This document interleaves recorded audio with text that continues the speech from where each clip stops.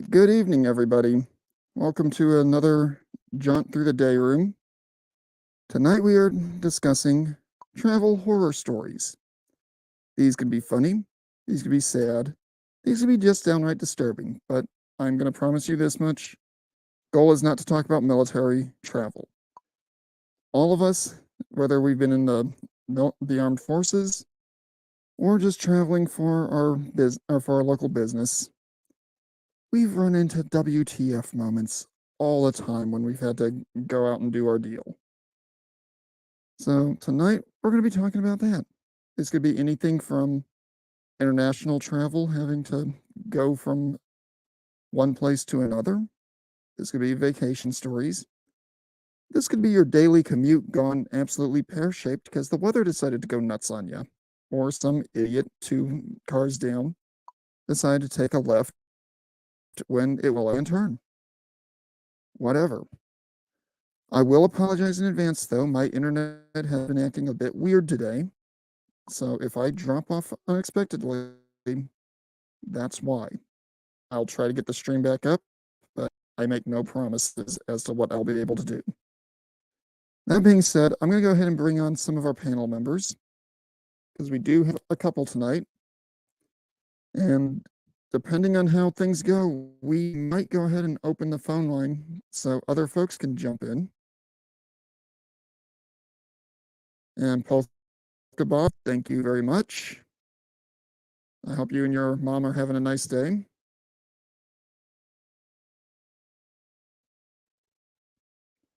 All right, so we are going to do this in a little unusual order tonight. Normally, I would bring on a certain person first.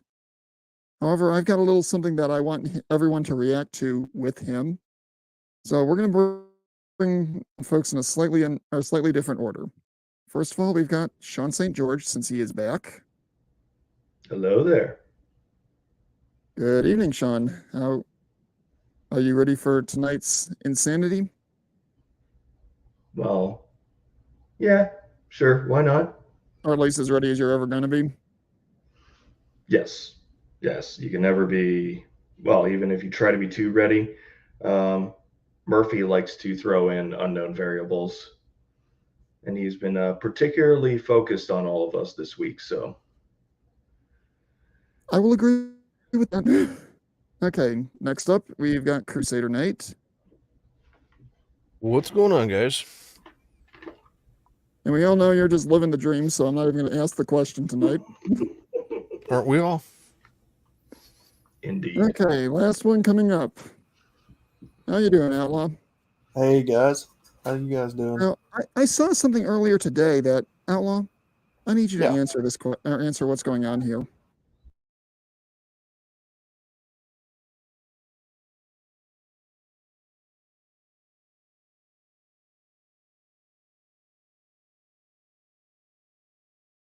Uh-oh, looks like I blocked something here. Outlaw, did I interrupt you catching a date? Maybe. By the sounds of it, Allegedly. by the sounds of it from Gilded, it might be Calliope. No. Let's not go too crazy on this. Allegedly. Allegedly. Okay, so does anyone want to jump in particular with this, or you want me to go ahead and start with one of my more unusual travel stories during the time when I was leaving active duty and coming back to Missouri and civilian life? Well, you want to get the ball rolling, or do you want to leave it up to one of us? Okay, well, I will go ahead and start this ball rolling. This is my. Oh, hang on, we've got a late arrival. Welcome, Tommy D. Oh, I thought it would be nap time. It is for the hedgehog. Right? So, Tommy, how are you this evening? I'm well. Hope all of you are the same. No, I had to go make a store run and I just got back. Cool. And Hey, it what the happens, hell's man. up with Calliope, man? I'm staying out of it. I don't know what's going on there. Well, you know, there's worse people to be stalked by. Allegedly. Allegedly. Anyway, yeah, go ahead and get started, Mando. Okay, this was back around 2017, very tail end of 2017. I was leaving Fort Irwin, California, to return to Missouri. I decided I was going to do this as a partial self move, partial the Army moves, e.g., my important stuff I was moving, the big stuff that I really didn't or wasn't overly worried about, I let the Army move. Hmm. Well, I'm on my way out of California. I get to the border and I hit a sandstorm, Yeah. meaning I have to pull over on the side of the road between California and Arizona because the mud, muck, and sand that was in the air was so rough, I thought I was back in Iraq. Hmm. That finally clears. I get moving again. I get a 12-hour travel in 6 hours because I have no desire to stop in the middle of Nevada and hope that my car doesn't burn up. Yeah. Guess what happened when I stopped for the night? Car died. No. Um, The My radiator goodness. blew. Let me put it this way. It's something that only ever seems to happen in Nevada and Arizona. Hmm. I'm thinking the radiator blew. It was nothing with the car directly, thank God. Oh, okay, good. I go I had some back pretty out to the twisted hotel the thoughts, next but I'll morning. keep that private. The bunny I ranch go wasn't back involved. out. No. I go back out to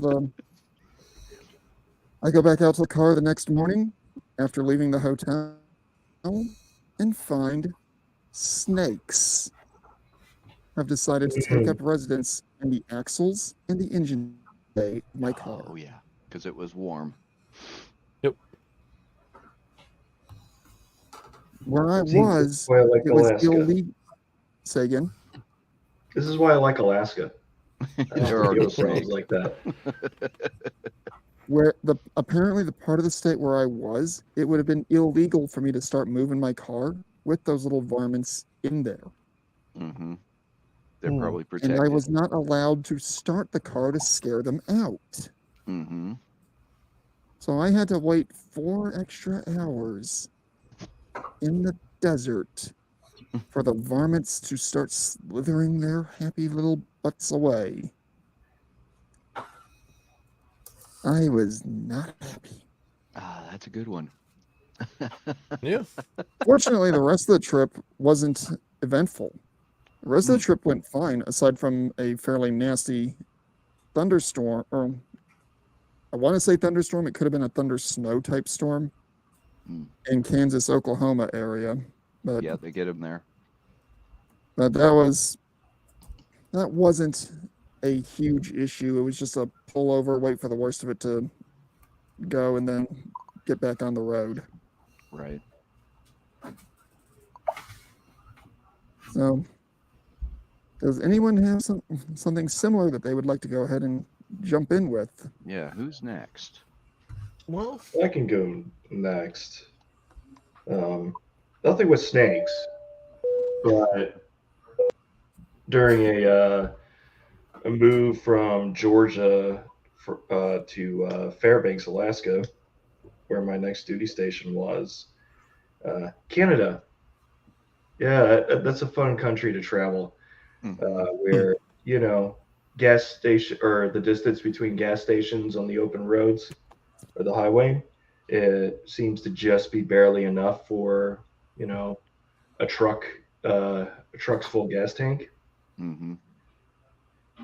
And they have very strict hours of operation. Mm-hmm. So I showed up at a gas station at like 3 or 4 in the morning on E. It's cold outside. And I'm like, shit, nobody's open. I've got to sit here, wait till 7 a.m. for them to open up and fill up my tank and keep moving. So I ended up doing that. And then on part of the Alcan, popped a tire because of a huge ass nail that was on part of the dirt road that they were reconstructing to get paved. Mm-hmm. So I got my tire replaced and almost hit some bison one night Yeah. because on that road, all you see it's like just white everywhere, and then the only black you see is the wood line and the road, Mm-hmm. and then there's a darker black spot, which was a bison taking a nap in the middle of the road. Well, why not? It almost plowed right through it. I didn't know what it was Oh, because it was still way up ahead before my headlights could even shine light on it. Mm-hmm. And of course, it's wintertime. There's black ice everywhere. Yep. Yep. So I'm skidding left and right, having to make corrections, and motherfuckers like, you disturbed my nap. Yeah. Fine, I'm gonna walk as slowly as possible off this road just to piss you off. Mm-hmm. Hey, at least it wasn't like water buffalo in Africa, where you do that and you end up having your entire vehicle and your life ended. Well, yeah, the water buffalo Those just things go hold after you. grudges. Oh yeah, bison are terrible. They will follow you until you are. How does Casual Geographic put it? Off the census. Removed from the census. Mm-hmm. Yeah.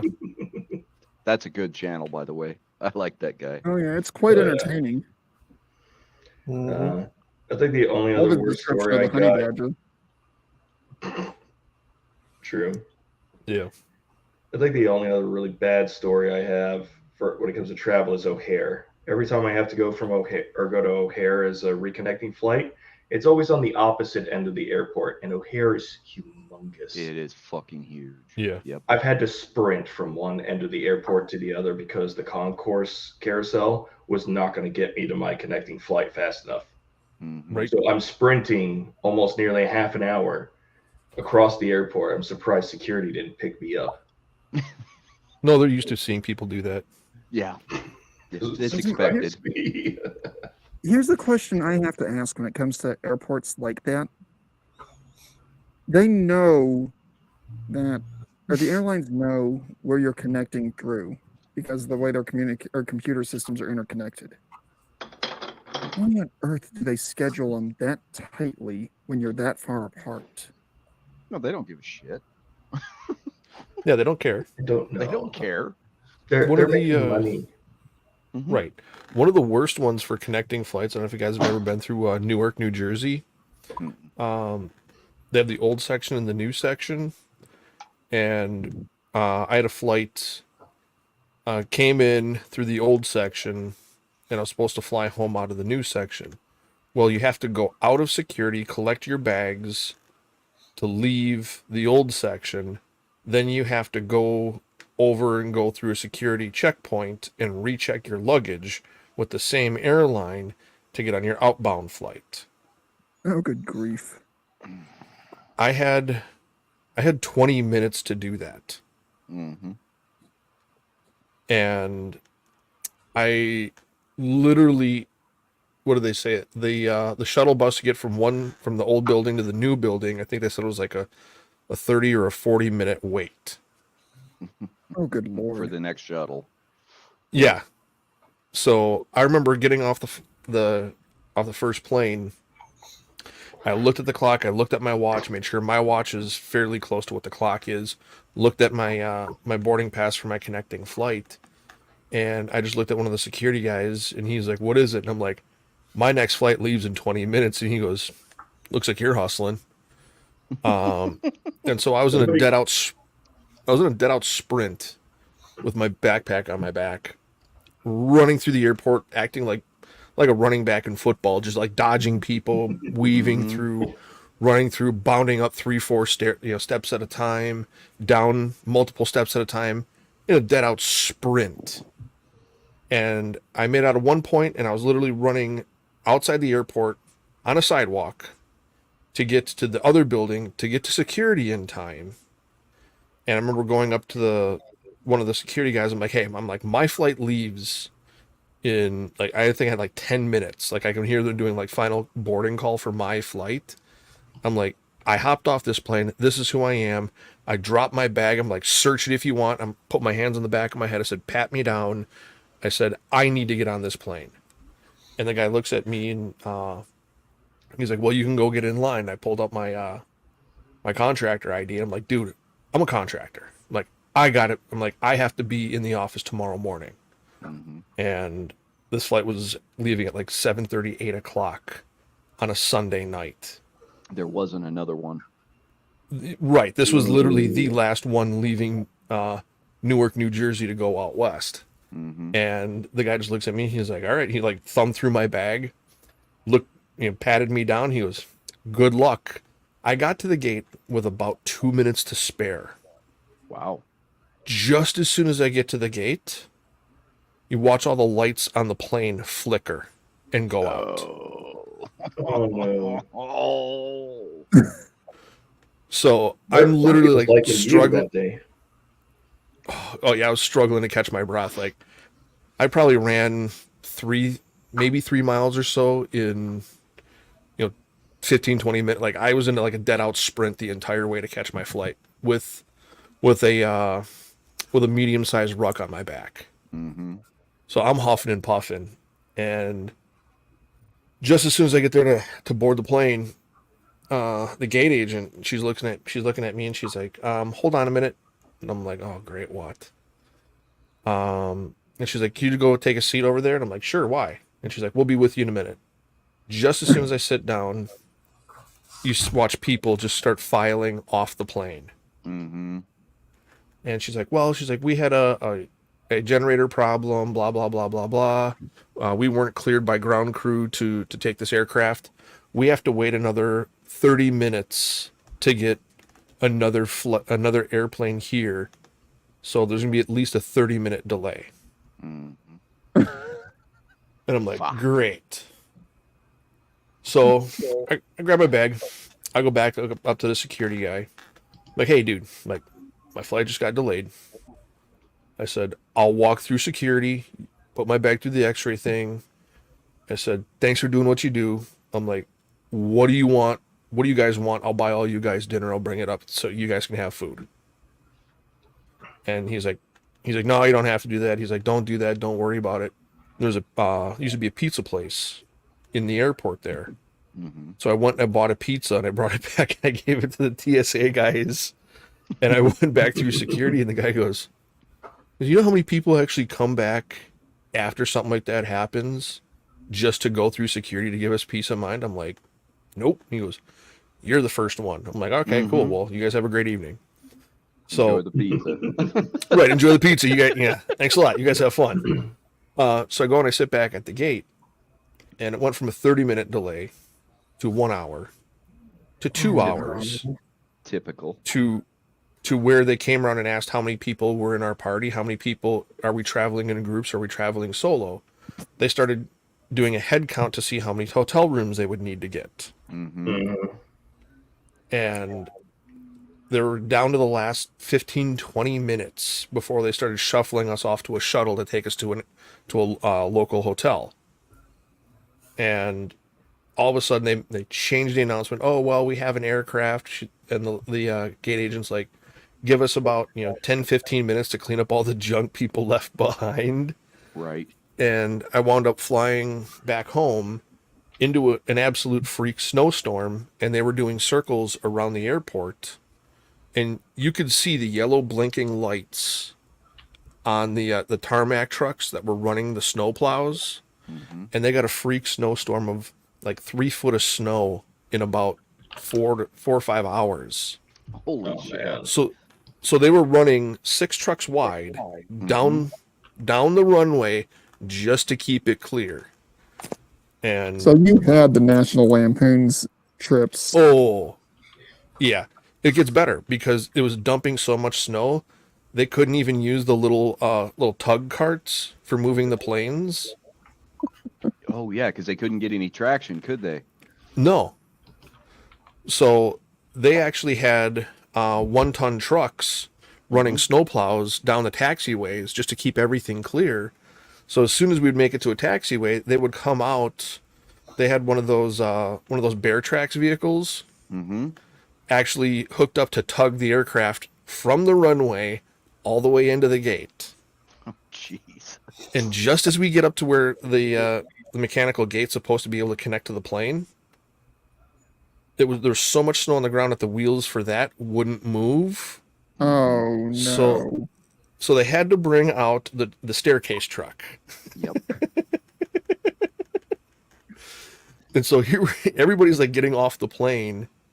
Everyone's carrying all their own luggage off, and this guy behind me goes like, he's like, I have a connecting flight here, and I'm already late, and I checked my luggage. How am I going to get my luggage? It's like, dude checked his luggage hours ago. And they just hustled everybody on this plane. I highly doubt his luggage made it. So his day was getting worse than mine. It was in New Jersey still, I'll bet. Yeah, more than likely. But that was, oh, I was so happy to get home. Like, I should have been home, I think, like 2 or 3 o'clock in the afternoon, but I didn't make it home until about 11 o'clock at night. Yeah. At That least same you day, got that's home pretty in time- good. At least I made it At least home. you got home in time to sleep in your own bed. Yeah. Yeah. So Right. that's I have a couple of other ones similar to that. I got one that's kind of dark, where my dark sense of humor actually almost got me in trouble, or at least got me some public dirty looks. Let's let the others share a couple of their stories, and we'll Yeah. circle back to you, Crusader. Yeah. So, Tommy, you got one you want to go ahead and share since you're next in the queue? I do, but I don't want to overshadow that one too much. So has Outlaw got something possibly first? You know what? I have actually never flown a day in my life. Okay. Really? Really? I have never flown. I've never been in an Wow. airplane. So I don't know. Maybe we could talk about what it would be like as a first-time flyer. I don't know. Well, road trips too, though. I mean, even Yeah. just No, Any I've kind been of on trip those, that you've yeah. taken is fair game. yeah. I mean, this is Yeah. travel. Okay. This Okay. doesn't have to be air. Let me think of one, and I'll get back to you. Because I've actually Okay. traveled via Greyhound bus a couple of times. Oh God, you poor Oh. bastard. Okay. No, I do have a good one, and this one is part of it was my own damn fault and not understanding and not doing the research on it. But you guys know I love Colombia. No. Mhm. I've been there twice, and this leads into it. So, and there's actually a little bit of backstory. I did the Interiors Air Show in Hamburg, Germany, so my company paid for my passport, and that was in 2010, 2011. We won't get into those flights because those were fucking nightmares too, but that's beside the point. The big one that stands out. So in June of 2019, I flew down to meet my then girlfriend for the first time in Colombia. That trip went without much of a hitch, other than I didn't understand that in international travel, you have to get your bag and take it over to your next flight and get it checked back in. So that was 3 days delayed, but that's not the bad part. Come December, January, I was going to spend Christmas and New Year's there in Colombia with the girlfriend and her family.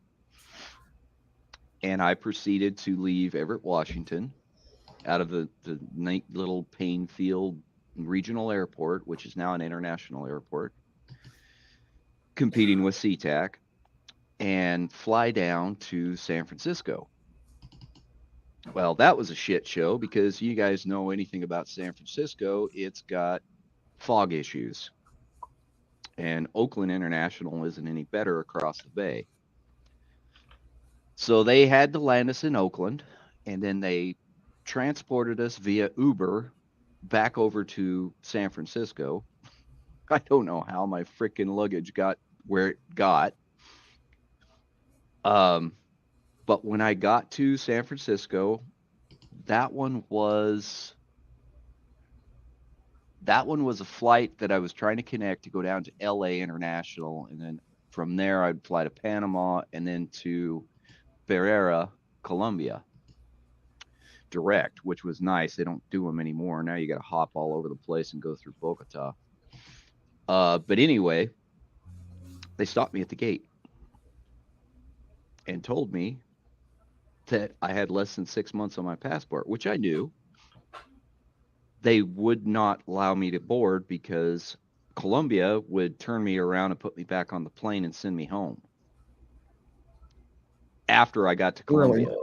Yes. And this was after a connection flight through Panama City. So this was the gold part of it.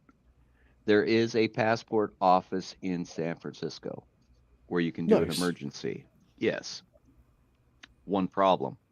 No vehicle, and I wasn't going to spend money on cabs and shit, so I was using the BART system. I don't know if you guys have ever heard stories about the BART system, Bay Area Rapid Transit System in San Francisco. Why do I have a feeling that's a military grade oxymoron? Well, let's just say the rapid part is good, but it is probably one of the most infamous cesspools in the world. In San all Francisco? Oh yeah, with all the homeless and yeah. So anyway, I left the airport at about 11:30 that night, got a hotel room, slept, and took their instructions and went down and tried to find this fucking passport office, which is a federal building. Oh. Yeah.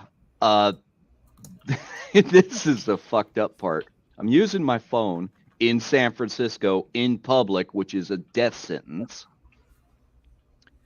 And it takes me to this parking lot. The parking lot was the parking lot for the federal building. It was 6 blocks away from where I needed to be. Oh, geez. Oh man. Yeah. So I had I had all my bags with me. Because I wasn't going to keep the hotel room. Once I got my passport, I was going to get on a flight and get the fuck out of there. I go into the federal building here, and I'm packing these bags, and I tell them I need to go up to the passport office, get an emergency passport renewal. Okay, well, we got to go through all your shit. So they went through all my shit. And the funny one was I had bought and was bringing this French press coffee thingy. Oh no. Down to my girlfriend down there because she'd never heard of one and she liked coffee. I mean, it's Colombia. They actually opened up a sealed box that I had never opened from Amazon, and they like, what the hell is this? Oh, this is really nice, man. So I had to go through all this shit, damn near a strip search, just to go up to the passport office in this fucking federal building. I sat in there after I went through all the bullshit, paid like $200 or something for the emergency. And they said like, man, if you get this, you're going to be a lucky son of a bitch. And then they chased us out, had sent us down to the second floor because that office closed for like 3 hours during the day. And then they told us come back at like 4:30. And if they had it ready, they would give it to you, the passport. So I sat down in the lunchroom area, the second floor here, and I had my laptop with me, and luckily I had enough battery in it to maintain my sanity by doing stupid shit. But, just internet garbage. Finally comes around, I go up there and I sit back down in this room and waiting on these guys, and they called my name, and I went and got my passport. So now I got to get back on the BART, go back to the airport, which is a good half-hour ride. And my ticket that I'd bought on BART wouldn't let me out of the gate. And luckily there was an attendant there. And she asked me, what the hell did you do? I said, I don't know. I just got on it. I went, I came back, and it don't work no more. She let me in because I was getting off. I'd paid for the ticket. I had the ticket right there in my hand. Anyway, I get to the airport. My flight that I was supposed to connect on was gone. And I'll tell you what, the United Desk guys, they helped me out a big time because they got me on a Copa flight and actually got me down to Colombia only 1 day late. Just 1 day. Just 1 day. That And I works. had all my luggage this time. Hey, all right. That was definitely looking up. Oh man, it was crazy. So now I'll never fly through San Francisco. I'll go to Las Vegas first and then to LA if I have to. I've been looking at possibly flying to Florida before I do a jump over to Colombia. It's fuck this shit. And then on the way back, they sent me through Denver. If you guys have ever been through Denver, fuck that place. Yep. The new one or the old one? The new one. Fuck that Oh, place. yeah. The new one's like you're landing in Nebraska, not Denver. Yeah, and it's huge, and there's absolutely no goddamn reason for how big it is. Right. Well, hell, if any of us ever have to go through there now, we do have a contact in Denver who could act as a guide. Well, he's in Pueblo now, though. A little bit away from the Minor airport. details. Yeah, it's only 2-3 hours. Yeah. The old Denver airport was fun, though. Mm-hmm. I remember when the new airport was going and they were eating baggage in the baggage system. I mean, literally shredding fucking suitcases. Mm-hmm. Do you remember the old Denver airport when you'd come into Denver from the East Coast? You'd have to come over the mountains, and it was like a roller coaster. Like they do a combat landing, drop, and you can hear everybody go, oh, because you could feel like you lose your stomach. Yep. Like The drop is so drastic. Yeah. Yep. Yeah, I And then never flew flying. into the old one. Oh, coming from the East Coast into Denver, you always have that, and then flying eastbound out of Denver, it's like a combat takeoff. It's like an unrestricted climb because they got to get up over the mountains. Yep. And you see everybody like glued to their seats. Well, I worked with a guy for many, many years. He actually was working for Goodrich at the time in their mod site here in Seattle before it closed. So they were taking and they were tuning Southwest planes for Denver. And he said those things were just like a frickin' Corvette fully hopped up because they had to crank the engine tuning and all kinds of shit. Those things would literally do the F-18 climb and damn near vertical. Yeah. At sea level. In Denver, it was just normal because there's no air. Yeah. Yeah, I've been through the old Denver and the new Denver airport, but it's been a while since it's been what, close to 15 years since I've flown. Mm-hmm. Anybody else got any stories? Well, I can Road add trip to the, stories? I can add. Well, I got to more that stories one a too. little bit. Here's one that, Crusader, you'll probably get a great deal of enjoyment out of. What's that? When I was traveling to Iraq, this was on my mid-tour leave, going back over to there, I had a severe migraine headache midway fun. over the Atlantic. Ugh. This wasn't the normal migraine, though, where your head's just throbbing and pounding. Literally one half of my body felt like I went into pins and needles mode. Mm. I was going to ask, did you have the vomiting? No, and it's one of these things where I couldn't move half my body. Mhm. I'm pretty sure I felt like I was having a stroke, and I'm pretty sure I looked like I had a stroke. But I couldn't say anything to the flight attendants because what are they going to do at 30,000 feet over the Atlantic? They might ask for a doctor on the plane, but that's about it. And the doctor, what are they going to do? And of course, Find a doing this, medic. I'm traveling in uniform. Nice. God. So, yeah. That was a fun one. I'm Yeah. lucky. I've never had migraines, but I've seen the effects and I've heard the stories. And it's like, dude, man, I would wish that on no one. Yeah, I don't wish those things on the worst human beings to live on this Mhm. planet. Yep. I had a little stint, maybe a 10-year stint that I had them for a while, but I've, knock on wood, I haven't had one in 10, 15 years or so. But yeah, those are not fun. I got another traveling story. It's kind of twisted. I don't know if we want to go twisted or not, but Oh, let's go ahead and have some fun with it. all right. Um, you guys know that traveling, you can't put certain things even in checked luggage. Mhm. So buddy of mine was just got married, was getting ready to redeploy, I think for like the eighth or ninth time. Jesus. And he was born and raised in Salt Lake City. So a bunch of us were looking for any flight, any way to get to Salt Lake. Some of us were talking about road tripping. But at the time, gas was like, and diesel fuel was really expensive. And so I was looking around and hunting like 4 or 5 months before the trip.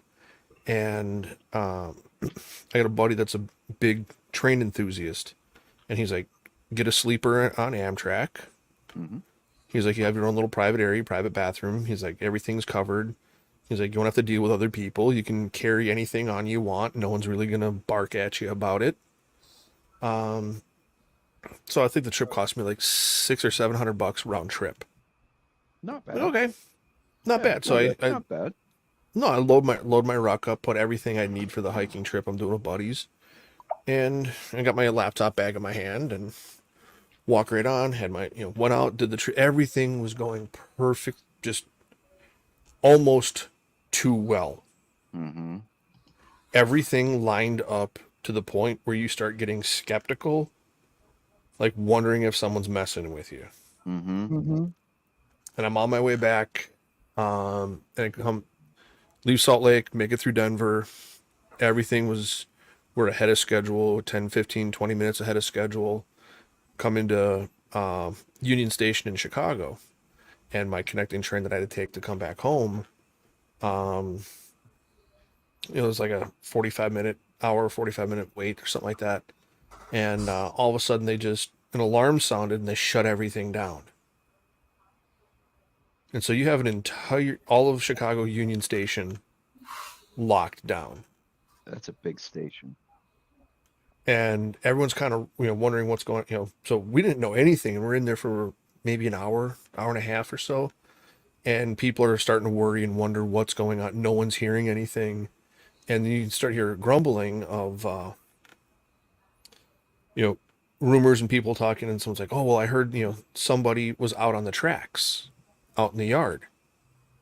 And then you hear, whisperings and more rumors and more rumors. And the rumor was, they think it was an accident, but someone got hit by a train Mhm.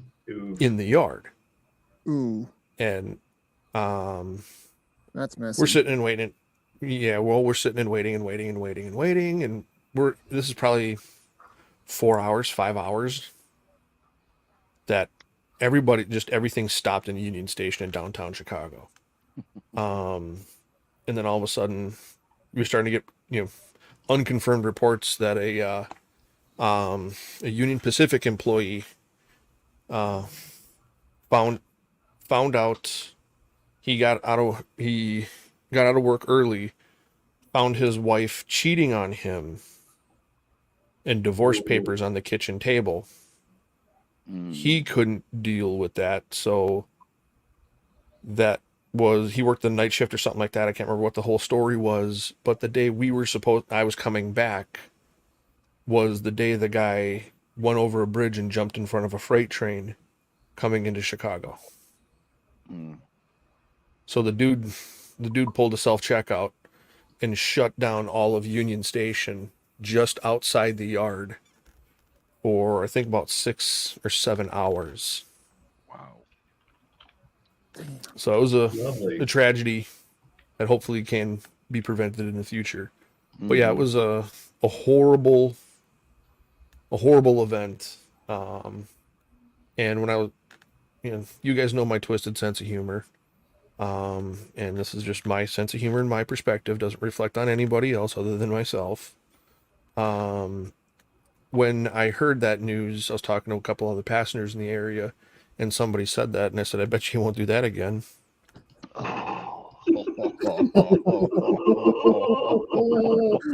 Crusader, holy cow! Wow. Not wrong. No. Yeah, but you're not wrong. Just saying. Yeah. Oh, see, the 2 years I was stationed in Germany, I used the German rail system a lot, Mhm. Yeah. and It with works pretty well, actually.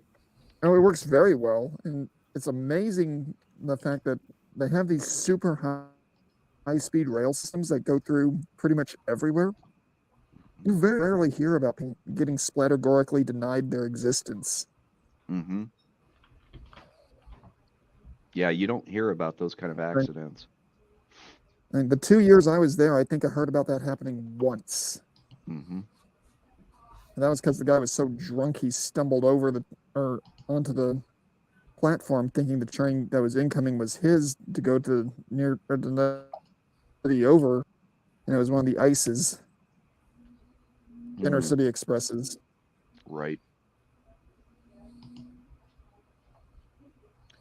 Yeah. I've had a couple of other uh, crazy travel instances.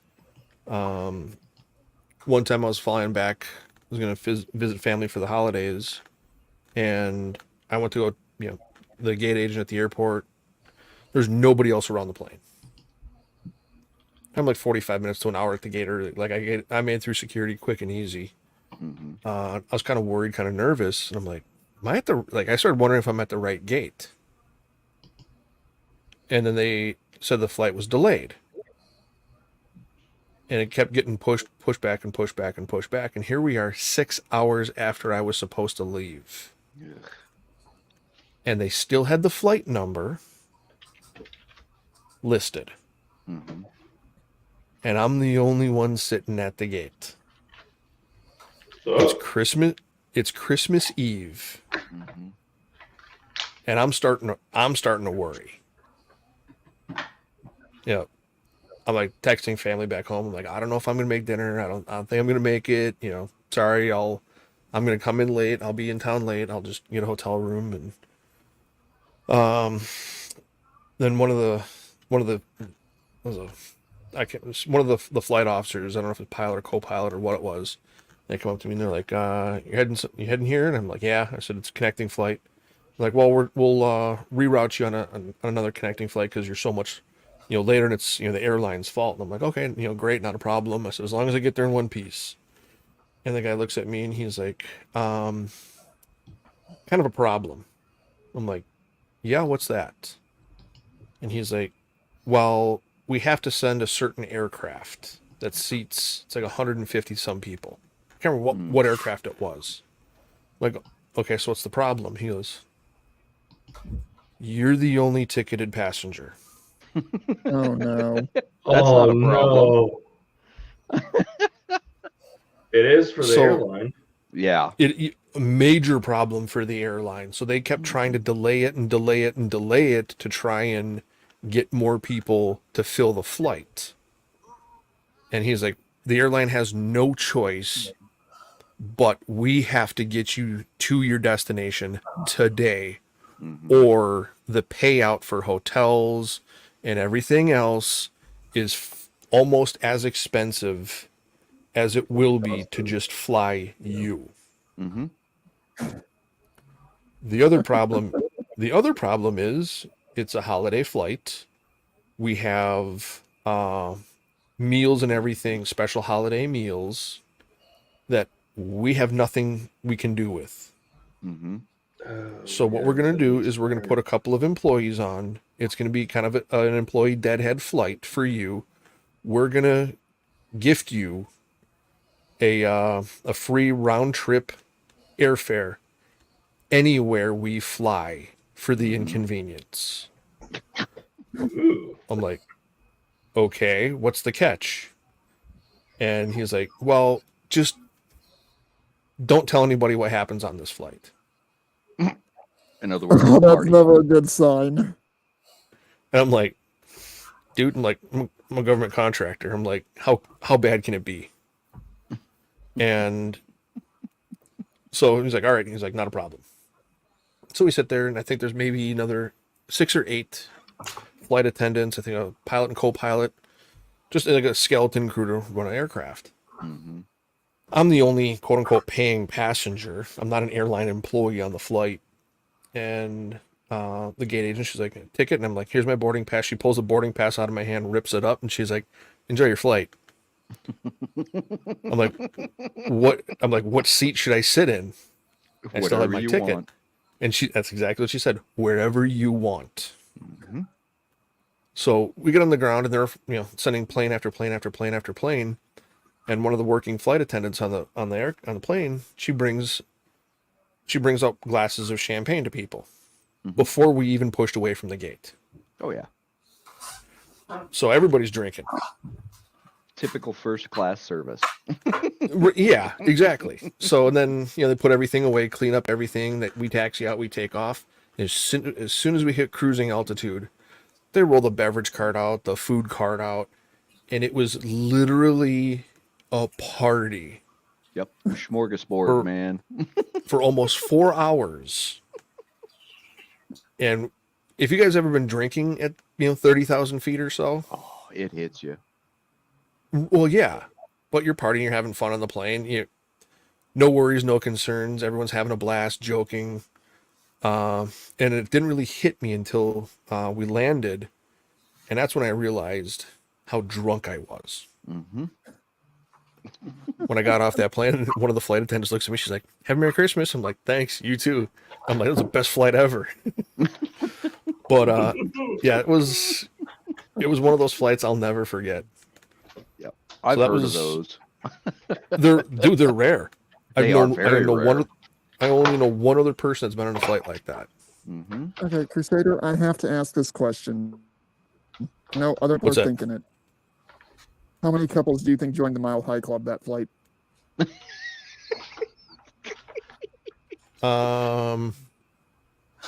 What? At least Come on, 5. you guys know someone At was least 5. thinking it. Oh, you knew Oh, yeah, it was he's going sitting to here happen. counting on his fingers, I bet. Oh yeah. Well, there were about a dozen. Like I said, there were about a dozen people on the plane, Mm-hmm. and that would have been. I mean, if anything, that would have been the flight it would have happened on. Mm, yeah. Yeah, exactly. What's on this flight stays on this flight. Well, Right, I'm right, sure right. There's a reason the pilot said, just don't talk about this shit. Yes. Yeah, yeah. So, I did my own thing. I was a polite professional. Mm-hmm. So it was one of those flights because I remember hitting the ground. I'm like, I'm too messed up. I'm like, thank God I had family picking me up at the airport. And Right. I guess when I got out to the car, they're like, wow, you've been drinking. I'm like, the entire flight here.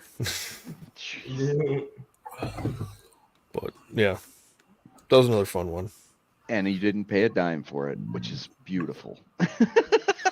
They credited me the cost of the flight, Mm-hmm. and then they gave me a free round trip anywhere in the world I wanted after. On their airline. Yep. Yep. No, that's those transfer flights when they've got to move an aircraft like that. Those are gorgeous. And like you said, they're exceedingly rare. Very hard Yeah. to come by. You don't plan on those. No, I bet the flight crew, they're like, we have one person that's not one of us on this Mhm. plane. They're like, what do we do? Take care of them. That's all you got to do.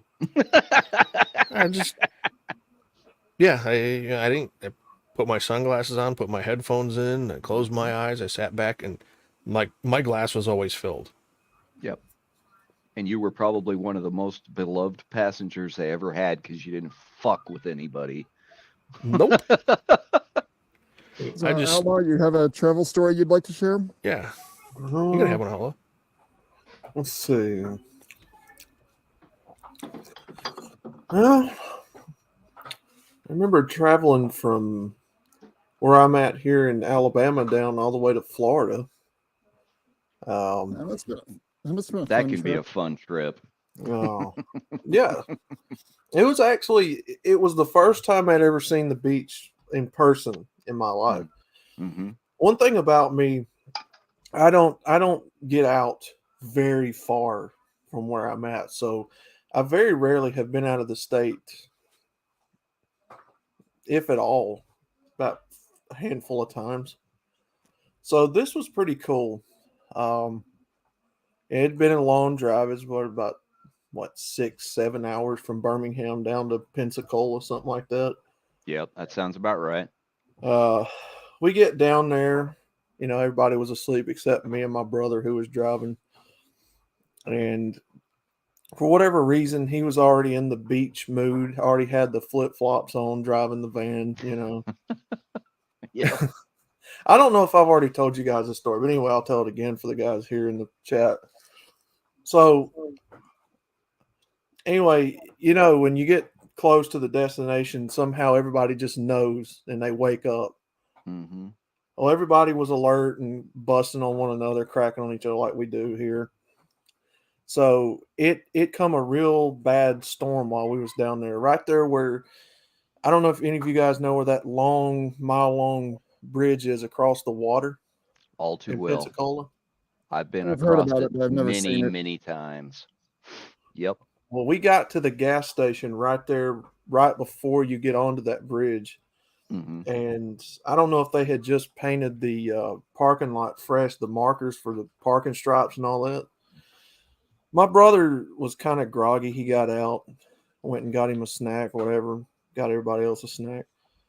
For whatever reason, he comes bobbing back to the van. I don't know if he had heard a good song in the gas station or whatever, but he's just bobbing back along in a good mood, and then all of a sudden you don't see him anymore. And we're like, what the heck? Where did he go? This dude busted his ass on one of those wet paint marks on the ground. Oh Flip no. flop flies off. We see it fly up in the window. He's almost rolled up under the van, man. We get out like, what the hell happened, dude? He's like, shut up, man. I fell. I hit my ass cheek on the ground. Dropped the drinks, the snacks. We're just sitting there busting out laughing, man.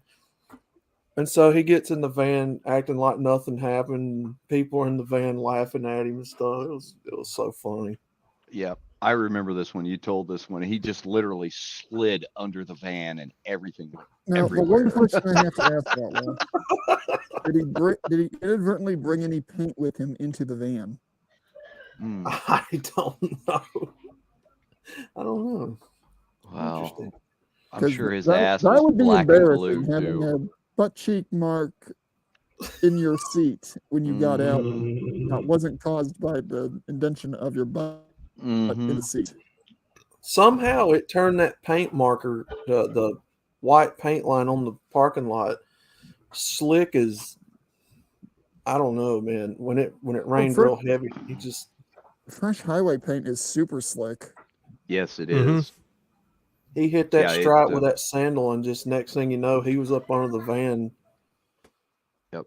That stuff is a really hardcore enamel, and it is just slicker than fuck.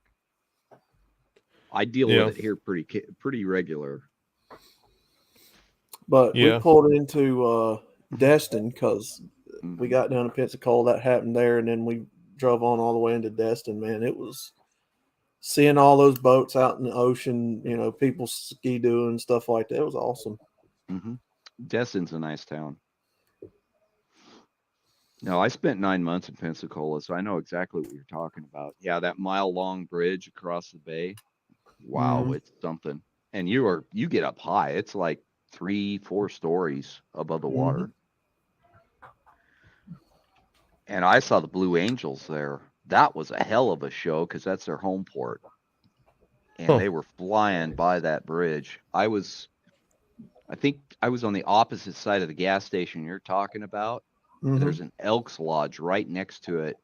And I had my best friend from high school, junior high, His Mhm. mom lived in Pensacola at the time, and I was in the Navy and I was in training in Pensacola.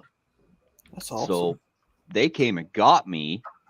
We had front row seats to the air show at the Elks Club and all the Very drinks cool. we could drink.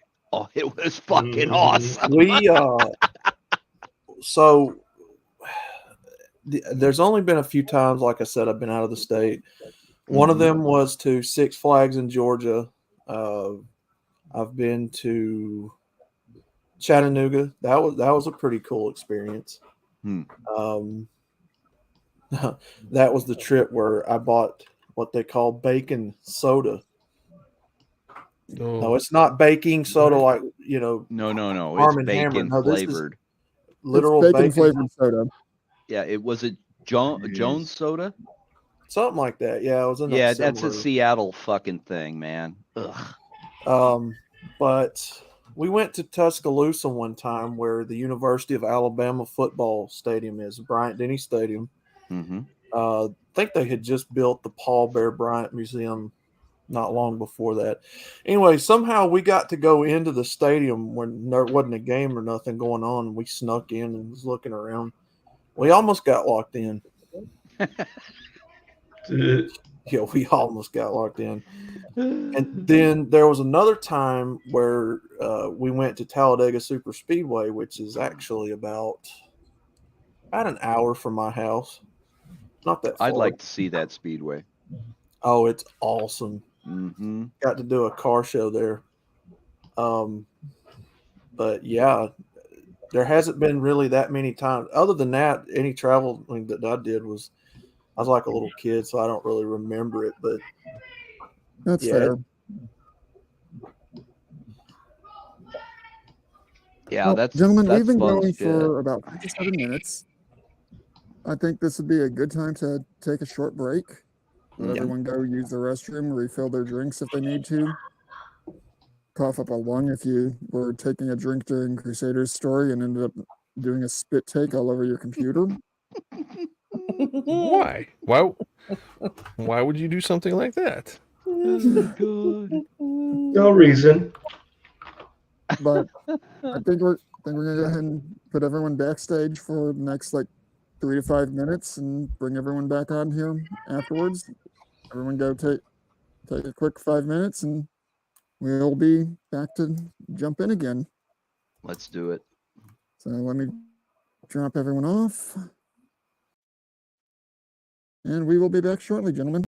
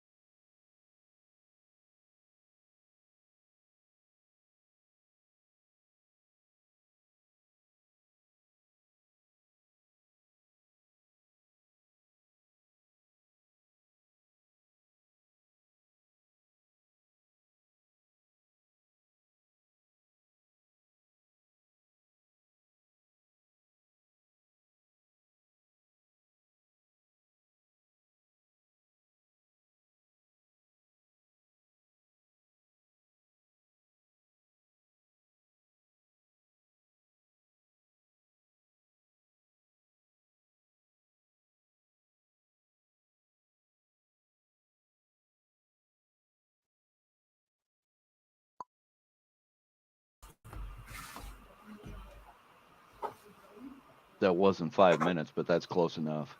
Yeah, I said 3 to 5. Close enough for government work. So hey, Say I again? got something for you. Whoa. I have I don't know, we can do a screen share or what, but I have a picture of the Pereira Airport in Colombia. Yeah, if you got a photo you want to share, go ahead and do Well, a it's share on my screen. I'll bring it screen. up. How do we do that? You see the present Pull button? it up on a new tab, hit present, and I will pull it in when you do so. Okay, so present. What the fuck is that? Bottom of the screen. Oh, I see it. Okay.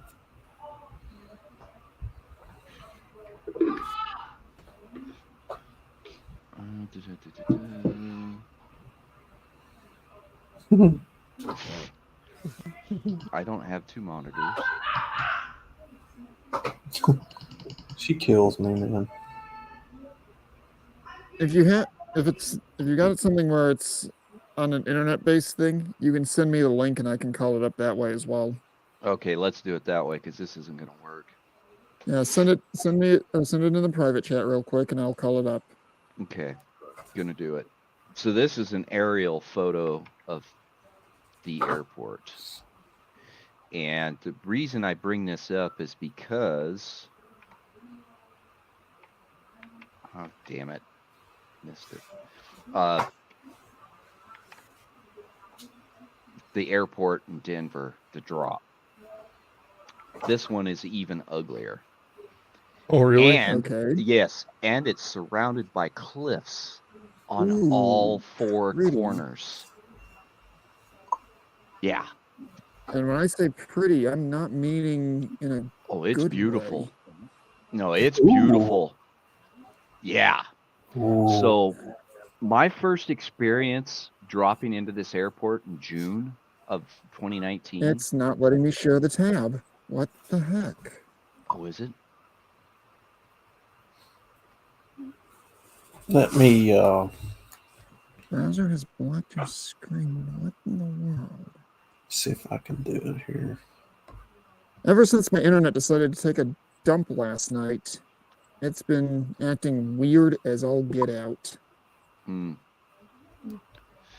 So anyway, to finish my story on that one, dropping into this airport, and the runway, I'm not sure exactly how long it is. It's not 9,000 feet. It's you come in hot over the mountains and you drop in and you hit that runway and they're immediately on the air brakes. All right, Outlaw, thank you very much for getting that to work. Hey, no problem. And when I came in there the first time, it was monsoon downpour rain. Nice. It Is was wild. it showing I for you imagine. guys? Yeah. Yep, we Oh can yeah. see it. I've got Yeah, Yeah, that. it's here, yeah. man. That's it.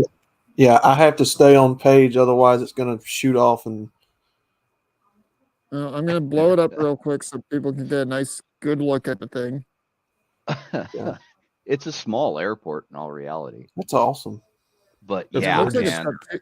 it looks like at most it's got 2 runways. Well, No, it looks like it's it's one.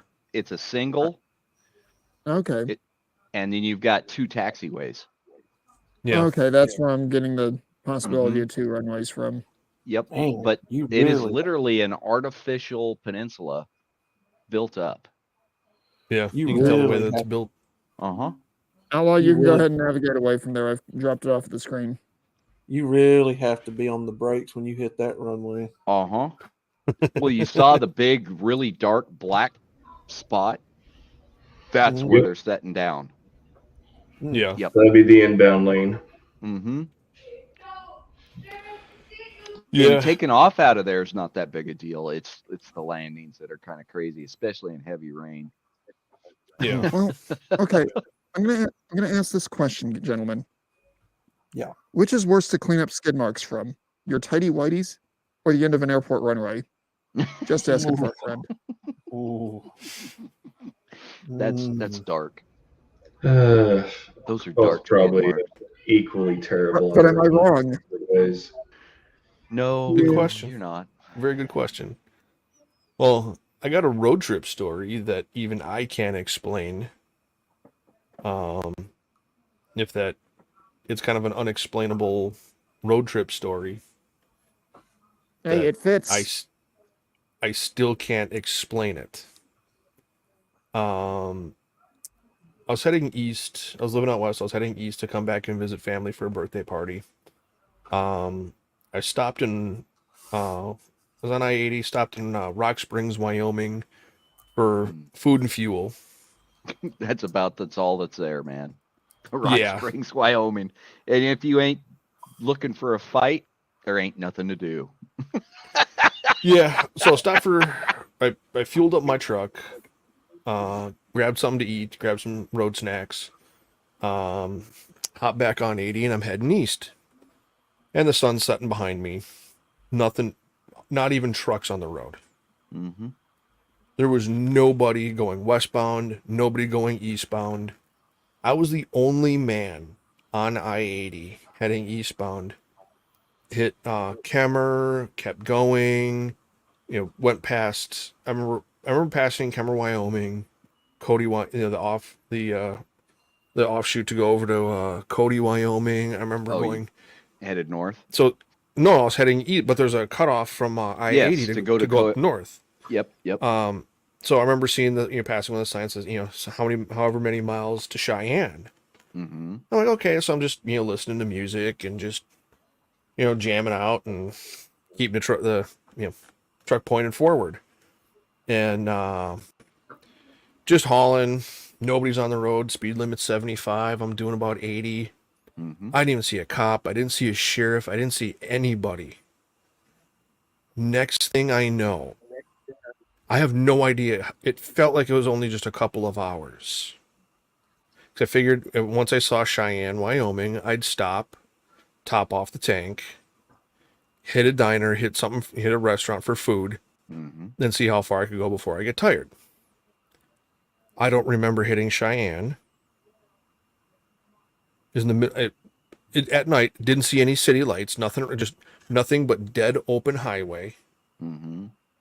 The next thing I see, Des Moines, 10 miles. Wow. That's quite a gap.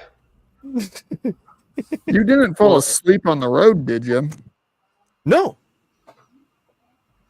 That stretch of fucking nothing, I've done it multiple times. But when yeah, when I was going to Wyotech in Laramie, which is 45 miles from Cheyenne, it's nothing. There's literally nothing. Oh, I mean, I remember doing PCS moves in the military when I'd be driving from one point in the States to another Mm-hmm. and having those weird gaps in my memory as well. And they're just Yeah. creepy as all get out when you look back at it. yeah. It's road I mean- blindness. That's what it is. I mean, to go from Rock Springs, Wyoming Mm-hmm. to Des Moines, Iowa. Yeah. With, Well, you would with have had no to go active memory. Rock Springs, the cutoff to Cody, Rawlings, Laramie, Yep. Cheyenne, Yep. and then Nebraska. Yep. Lincoln, I think, is the next big one. And then Des Moines. Wow. Yeah. Slick South is absolutely correct. Droning. I'm kind of surprised nobody in chat's going aliens. That would explain a lot of things, but dude, how do you go from Rock Springs, Wyoming on the west coast, or on western Wyoming, to Des Moines, Iowa? That's You like, cross the. isn't that 300 or 400 miles? At least. I'd have to look at it, It might be more than 300 or 400 miles.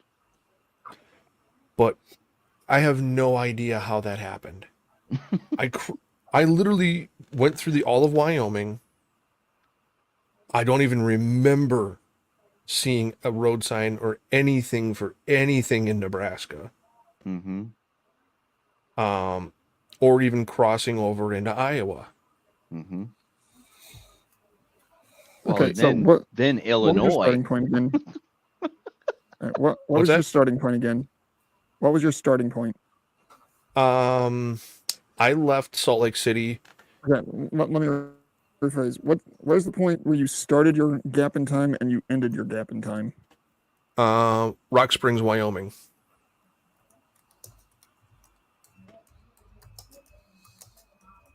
Okay.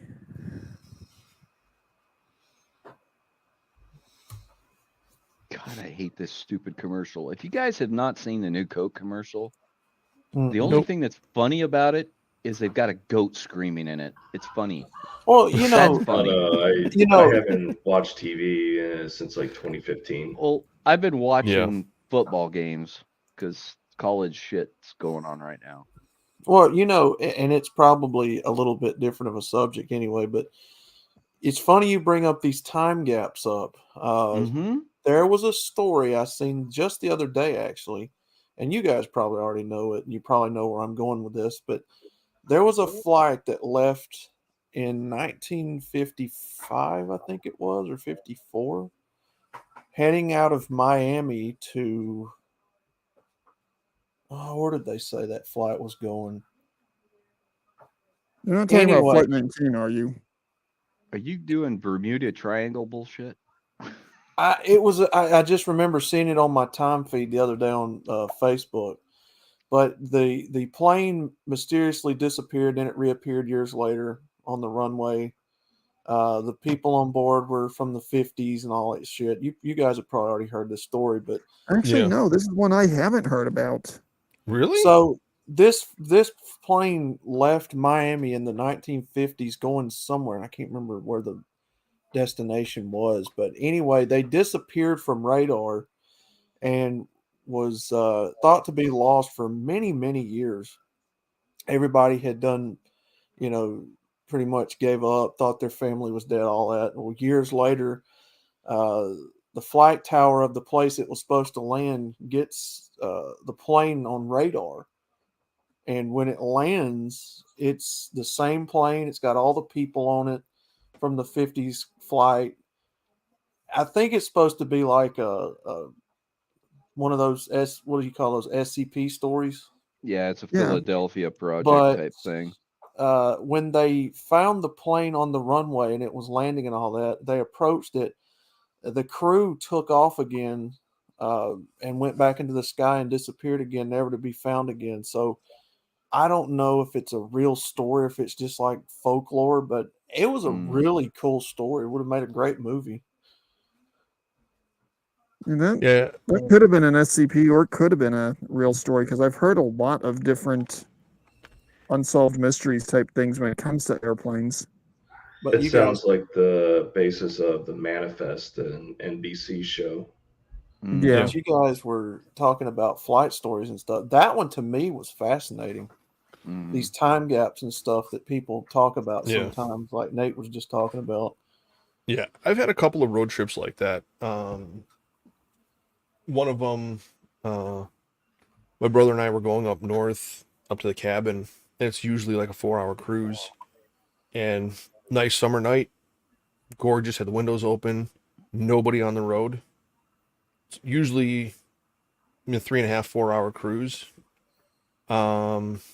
We did it in barely 2 hours. Mm. Still to today, neither of us know how to explain that. But yeah, Mando, I went from Rock Springs, Wyoming to Des Moines, Iowa. I might put that into Google Maps later and see if I can just get the overall distance. But my can work computer, on like that. I said, since the internet droppage last night has been acting wonky as all get Yeah. out. That's got to be like 600 miles at least.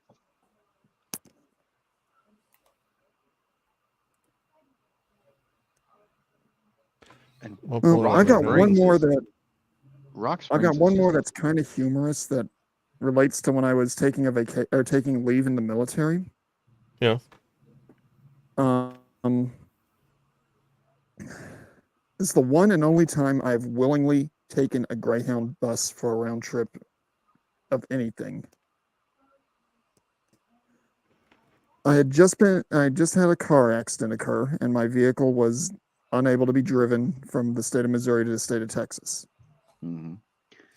It was nothing more than a fender bender, but the post was really gung ho about if your car's not in perfect operating order, it's not leaving post. Hmm. So before deployment, everyone got to go on leave. I had my leave already put in. I was on my way up to Missouri. In Houston, Texas, at the Greyhound station, I get a phone call from my squad leader. Your leave's been kicked back. Oh, I'm like, Fuck okay. them. Is there something that can be done about this? Because quite frankly, if if I don't if I don't find out now, I'm not going to be able to get back until or for another couple of days because I'm in Houston, about to get on my way to Missouri, Hmm. and there is no Greyhound stops between where I'm at currently and where I'm going. Hmm. And my squad leader was like, "Well, let me do some digging. Go ahead and just hold your horses at the station. We'll call you. I'll call you when we find out." Which was a 2-hour wait anyway. But with the way Greyhound does things, you need to buy your ticket at least an hour before the bus actually departs, or at least that's the way it was at that point in time. Well, I get the call right before I hit the deadline. Yeah, you're good to go ahead and go on home. Just stay in contact if we need to have you come back early. Like, okay, cool. Get on the bus to get on the way up to Missouri, and an individual probably twice Tommy's mass gets in the seat right next to me You guys, and I'm starts not fat. I'm pounding 165 pounds. and starts pounding those tiny shots of alcohol that you can get at gas stations. Hmm. By the The time we had alcohol, left yeah. Houston, you could smell the alcohol oozing out of the guy. Hmm. oh, And That's because gotta it be was a lovely. Greyhound bus, it was packed, so I couldn't move to a different seat. Hmm. Ugh. This was not the worst part oh, of it. And you're not a oh. drinker, so it's even that much worse. Mm-hmm. Well, the worst part of this was Lard Bucket was overlapping into where I was sitting Hmm. and completely covering the cup holder that I was supposed to use. So I'm sitting there like a little kid, a soda between my legs, a paperback novel trying to be read while driving during daylight hours, scrunched up against the window of this bus, and I was right over the wheel. Oh. God. Fun times. Worst parts to be, worst place. Well, the next worst one is behind the wheel.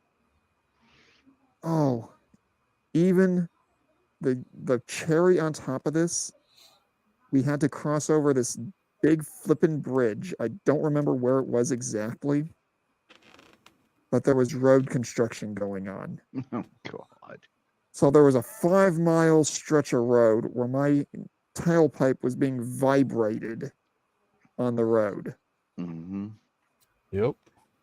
We get clear of that, and the driver calls over the overbus intercom.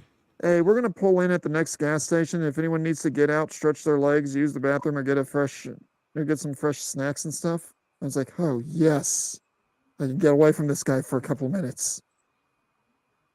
He was so thoroughly out that there would have been no way for me to get out of the bus if there wasn't somebody on there with a set of smelling salts that woke him up. Oh, I don't know And if you he was guys a know what smelling belligerent salts drunk are. when he woke up. Oh, God. Smelling salts are so fucking offensive. And but he woke useful. up and was cussing the living daylights out of me, out of the Good Samaritan Hmm. that woke him up so I could get out and get away from him for a couple of minutes. Yeah. Cussed out the driver, cussed out everybody on the bus.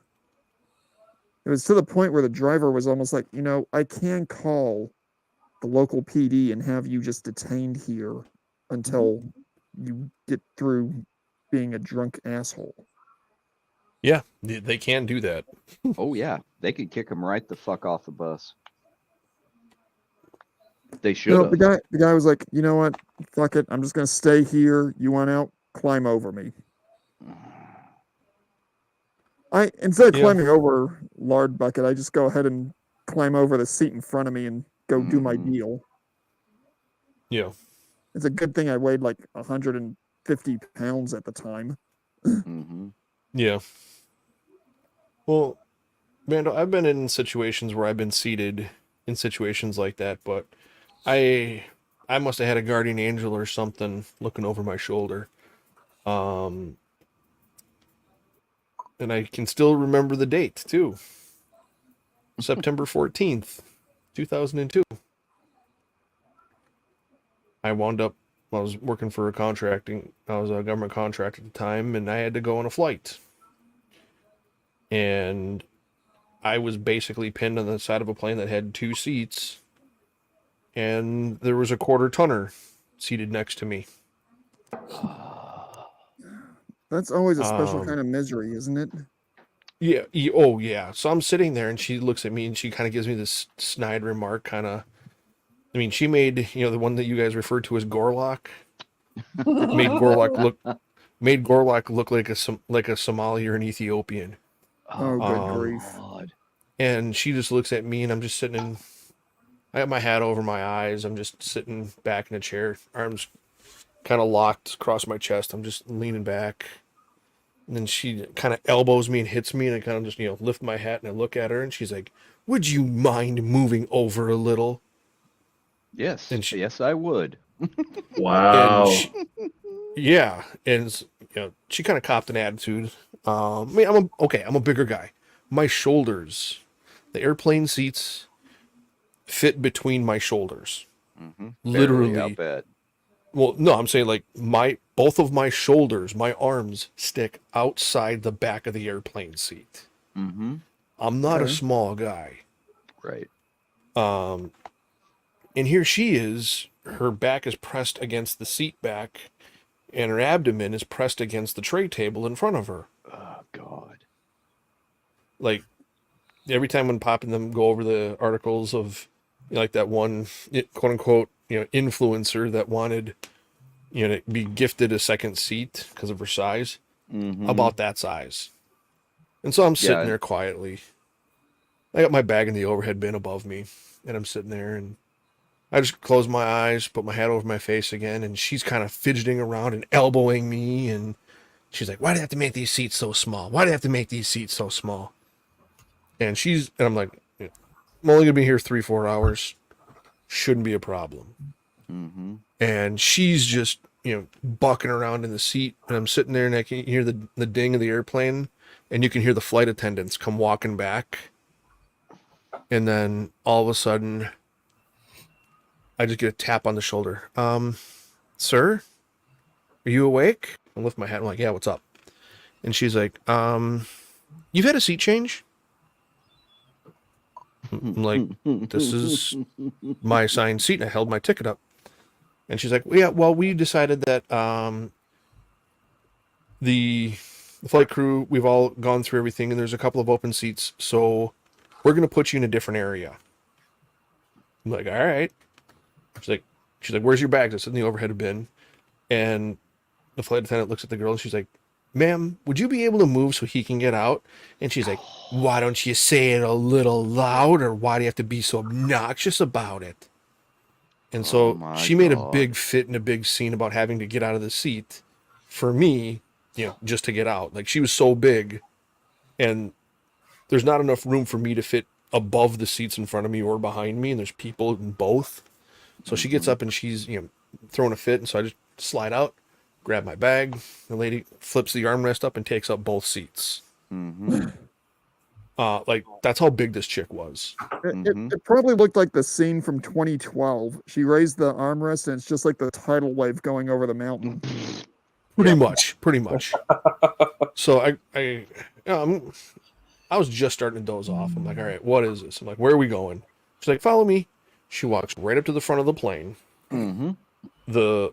All the aisle side seats in the middle of the plane, like the first 10 rows of like coach class, were all, you can tell they're either veterans, guys under the age of 50, and people who are athletic, and you can tell who are people who actively work out, like the first 10 rows of coach. And I was stuck way in the back of the plane.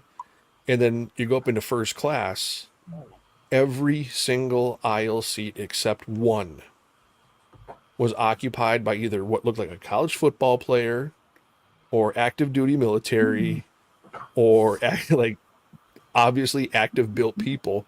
Mm-hmm. And she's like, here's your seat. And I'm like, oh, thanks. I, throw my bag up above. And I sit down, I look at the guy across from me, and he was a, he was a Desert Storm veteran. He had a Desert Storm veteran hat on. Mm-hmm. Hang And, on, one quick second, Crusader. Outlaw, yeah. what have you done to your avatar? That is I'm working on the 70s theme. So I'm trying to go for like a vintage vinyl record feel. All right. Okay. Nice. Anyway, You were saying, finish it Crusader? up. I'm sorry, I had to ask that question. No, that's all right. That's okay. So I get up to the seat, and I look up and down the aisle, and I look at the guy, and the guy looks at me, and he goes, pays to be in shape, doesn't it? And I looked at him, I'm like, yeah. And I looked up and down that aisle, and he goes, wouldn't want to run through that gauntlet now, would you? And I'm like, because you look from the first row in first class all the way to like the 10th, maybe 10th, maybe 12th row in coach was nothing more than guys 6 foot to like 6'8", 200 to 300 pounds. It looks like you got college football players, active duty and veteran military, power lifters. I mean, it was literally that one gauntlet you would not want to try to rush through. All muscle. Basically, it was that group of people that you would be more than happy to run into on a nice sunny day where you could see what's going on, but wouldn't want to see coming at you in the dark. Mm-hmm. Yeah. Well, Now put about it's 20 to 25 rows of people like that Mm-hmm. in the aisle seat. It literally was a gauntlet of bruisers, dudes who will actually, if you had to create a gauntlet for somebody to run through and stop them, that's what they basically created on that airplane. And So I'll bet you there was basically, if no somebody were to pull bullshit. something stupid, all these guys would literally just have to stand up and look at them, and they'd be like, "Oh, hey, how you doing?" Yeah, you got pulled into security detail. Mm-hmm. Yeah. Oh, yeah. And the thing is, it was kind of obvious because you could tell you had guys with American flag hats on, veterans, active duty, contractors. Like, when you look right down that aisleway, there was just one aisle down the middle of the plane. You could deliberately tell the flight crew cherry picked who they put as obstacles. Mm-hmm. Now, Yeah, I I'm don't going to blame ask them. this question, even though I Nope, have a not at sneaky all. suspicion about the answer. How What? how close to a certain event in September was this? 14th. Okay. Yep. Mm-hmm. Yeah, that'll do it. Yep. And I think I was the Yeah, so- shortest one in that line. And I'm 6 foot. Right.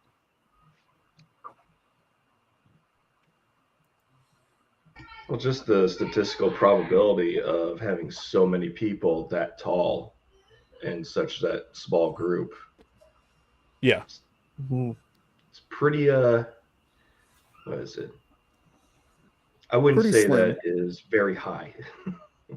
Well, flying that weekend after, it was pretty few and far between the people that were traveling then. And most of it was regional flights. They didn't do any they weren't doing internationals. They were doing just very limited few cross country flights then. But yeah, like as soon as I looked up and like I didn't realize what they were doing. I didn't realize what until I actually the guy sitting next to me across the alley looks at me and goes, "How'd you like to walk through that gauntlet?" And I'm looking like, I never thought of that. But yeah, I've never seen any. Well, a few other times past that I saw it happen, but they probably did that for about a year and a half after that event occurred. But then they kind of relaxed. But yeah, it was like you see.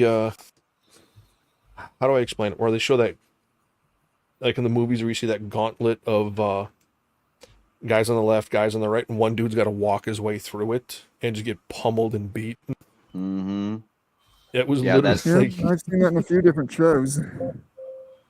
That's Yeah. the what do they call it? The tail hook thing. Okay, guys, I hate to Yep. do this, but I'm gonna ask Sean if he's got any stories he'd like to share.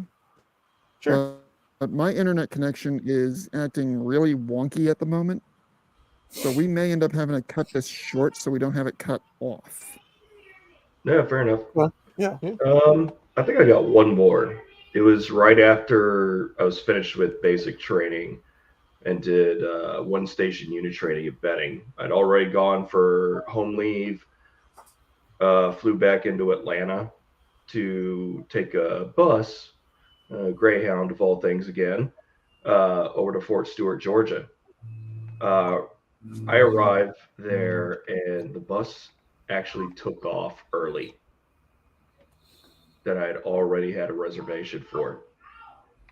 I met up with another platoon mate from my basic training platoon. We're all looking at each other going, what the fuck? We just showed up and they took off right in front of us. And I don't know exactly how to describe it, but Mando, you probably might still remember. When you're like an E1, E2 private, One quick You're about second, to be Sean. late. We have a late arrival to the Oh. show.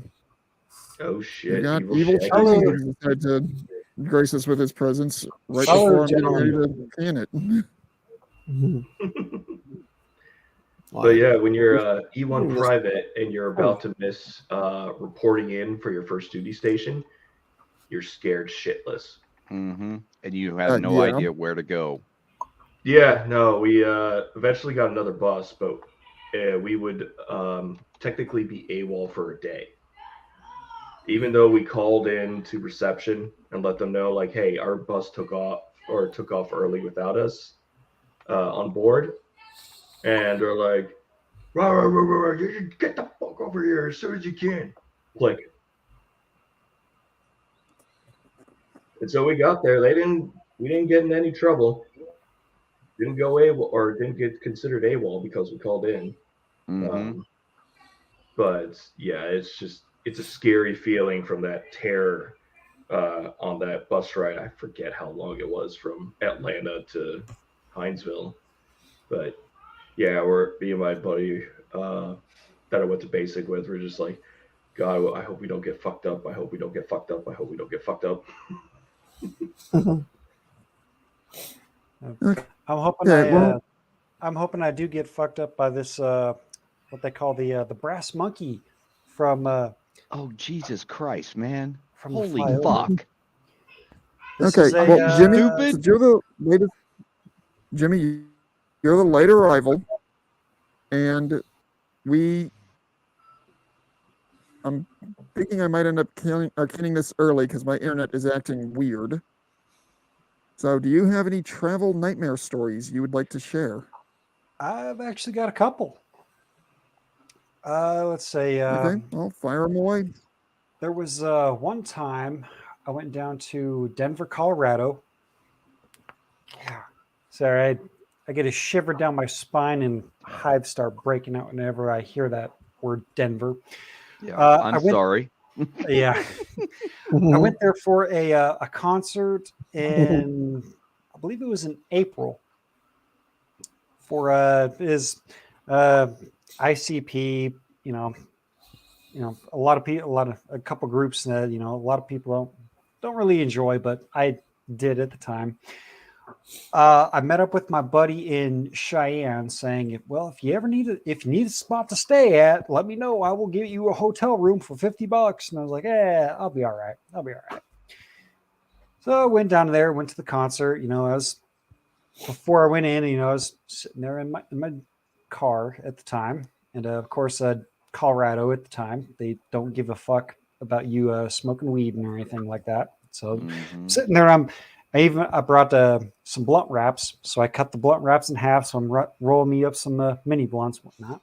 I'm getting ready to have a good time. That concert went on for 6 hours or something like that. It was a long one. So, and the concert, went on without a hitch. No issues, none whatsoever. But I went outside to have a cigarette not too long after it started, and it started snowing. And this was in April, so it was snowing the big wet snowflakes. Like, I'll be all right. I'll be all right. So the concert got over probably, oh Jesus, I want to say 11:30. The concert finally got over with, and I got on the road from Denver all the way to Cheyenne. I was the only vehicle on the road.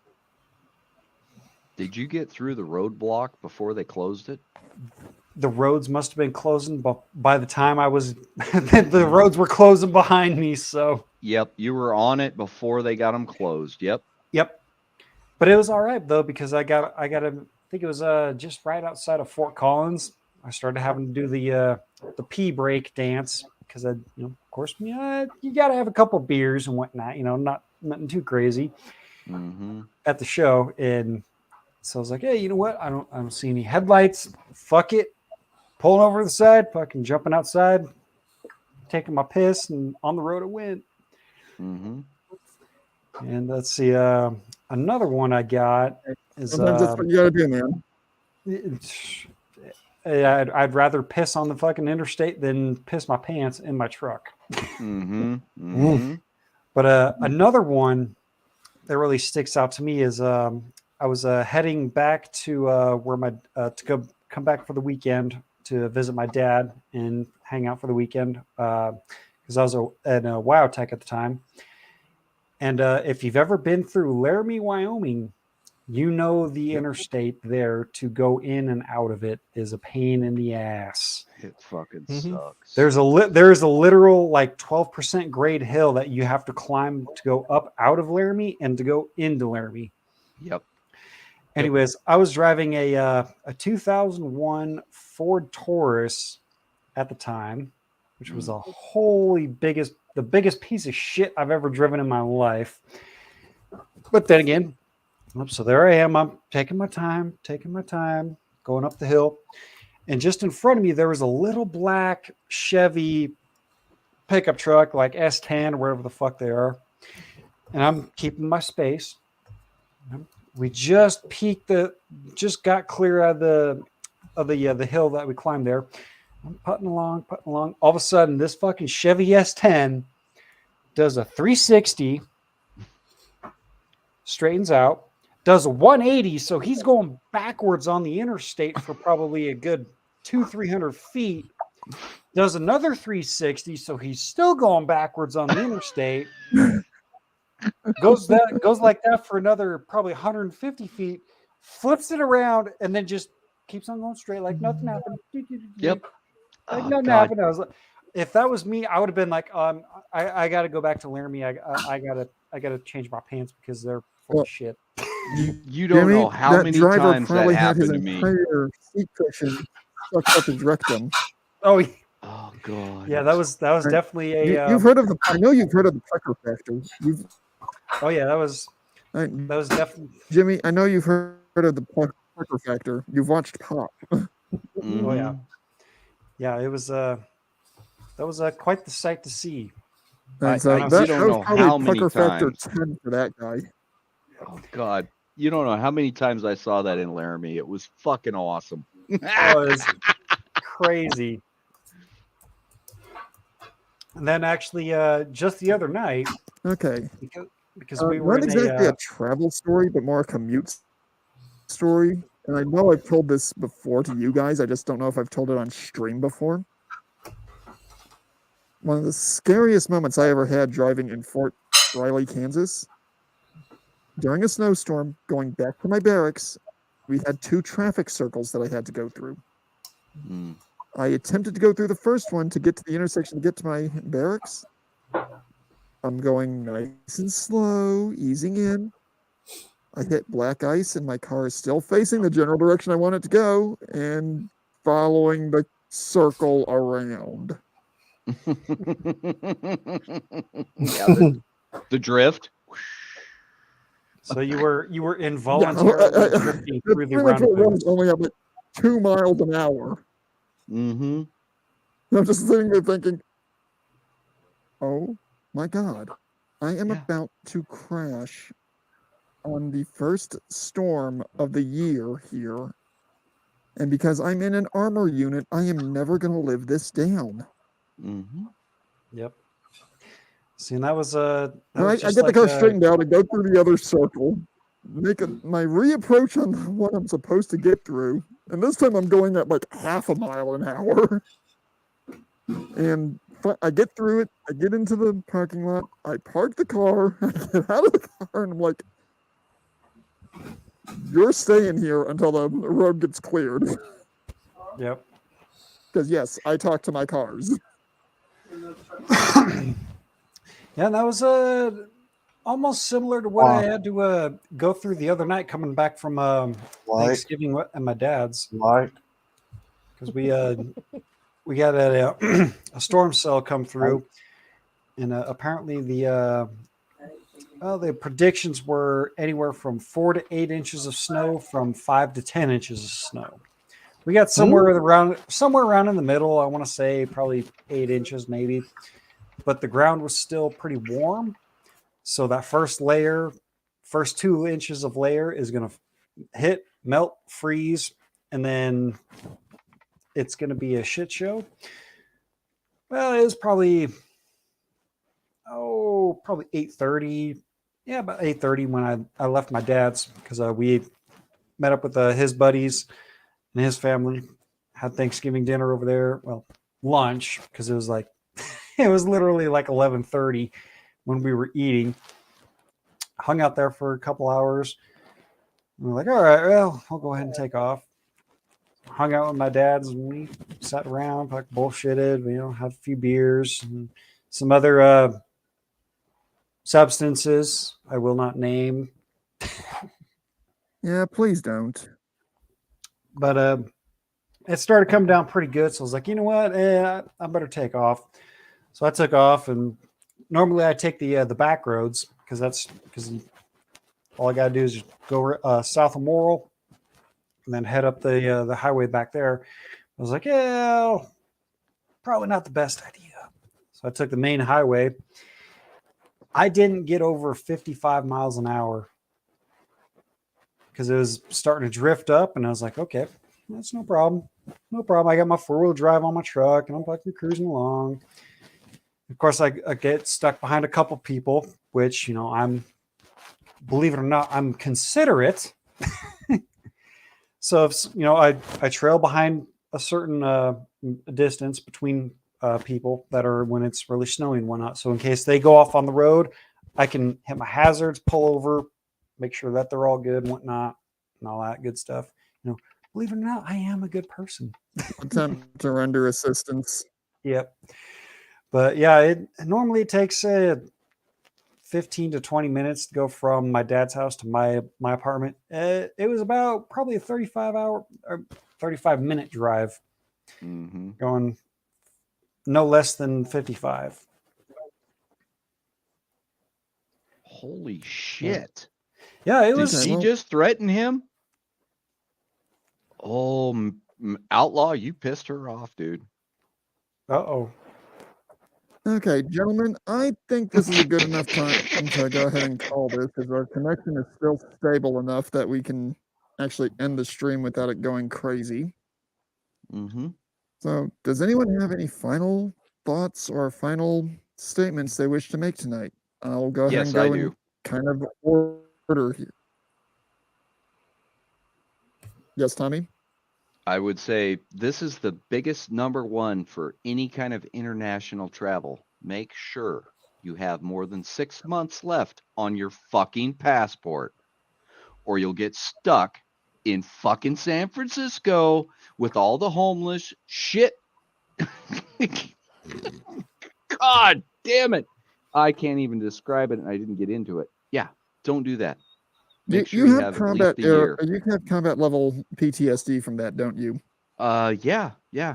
After the argument with the trash can by the chick with no fucking top on, yeah, I have a lot of PTSD. Okay, well, I'm going to drop you off, and I'm going to go ahead and jump to the next person for their final thoughts. Okay, Outlaw, you're next up. Final thoughts, gentlemen, sir. It's been an interesting conversation. Traveling to me has always been really fascinating. One of the life goals I would love to have completed before I leave this realm is go down Route 66. Being an urban explorer, I've always found that particular stretch of highway very fascinating. And when I first got into urban exploration, looking at all the abandoned places on the side of the highway and learning the history. At one time, traveling our nation's highways used to be what people did normally. It always prompted me to want to do that. So, you know, yeah. Fun fact: I have never flown, so maybe one of these days that'll get crossed off the list too. But I'm a wuss, so maybe not. Who knows? But yeah, Okay, good well, conversation, guys. I enjoyed it. I'm gonna I'm gonna go ahead and drop you into the backstage and go to Sean St. George. Well, when it comes to travel, you really cannot prepare enough. So when it comes to packing your bags, arriving early to account for Murphy at the security checkpoints, do your best to prevent Murphy from screwing up your day or make it at least very hard for him to do so. Okay. Dropping you into the backstage. And Crusader Nate, you're next one up. Final thoughts, good sir. Every day's a new adventure. Traveling is a new adventure. You just got to be able to take it as you get it. You just got to be able to laugh it off, joke. Don't take life too seriously because no one gets out alive anyway. And don't worry, you'll eventually get there no matter how crazy it is. And when you do get there, you'll always have a crazy story to tell about it. You'll never forget it. So, Hey, that's thanks for titled being Tonight's here. Stream. Exactly. Thanks for being here, guys. Thanks for letting me Thanks for show up. joining, sir. I'm going to drop you to the backstage. All right. Okay. Jimmy, final thoughts. Apologies for showing up late. I got back from a brewery, of course. Had some pizza and some wings, but final thoughts about travel. Now, make sure that you keep your distance between vehicles when there's hazardous situations going on out there. If someone happens to be in a bad situation, help them out if you can. If not, continue on your way because it's not really worth the risk of you staying in the same situation that they're in if you can get out. Fair enough. I'm going to drop you to the backstage, sir.